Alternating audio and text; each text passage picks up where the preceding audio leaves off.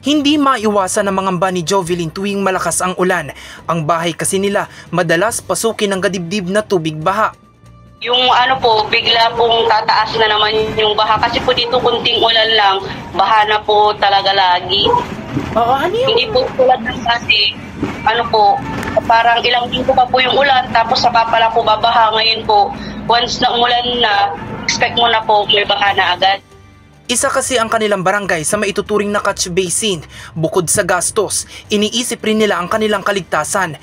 Pahirapan kasi ang pag-rescue tuwing malakas ang pag-uulan at tumataas ang tubig baha. Dati pa po may na-experience na namin, pati po sa school, nababaha din po kami. Ako po medyo sanay na ako sa baha pero syempre parang meron pa rin po mga disadvantage kasi minsan pag prone kayo sa sakit or kaya minsan naman po yung mahal po yung transportation kasi hindi makadaan yung mga tricycle.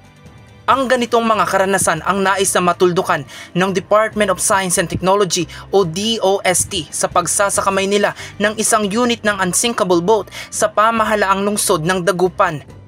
Nais natin mapalakas ang kapasidad ng gobyerno sa pagtugon sa mga climate-related hazards at natural disaster. At siya rin isinasagawa ng ibang bansa.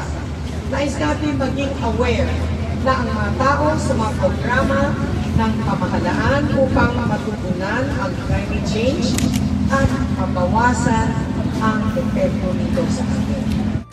Ang unsinkable boat ay gawa ng mga Pilipinong inventor at isa sa mga bagong teknolohiya ng ahensya.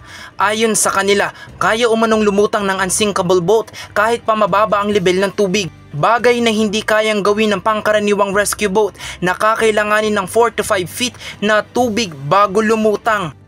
It's a certain new technology na gusto namin pong pitch at gusto namin i-share sa local government unit. And this is one of the technologies pertaining to disaster, yung ating unsinkable boat. Sa ngayon, balak pang mamahagi ng DOST sa iba pang mga lugar sa Ilocos Region upang matiyak ang mabilis na responde sa panahon ng sakuna. Jose Robert Inventor para sa Luzon Headlines.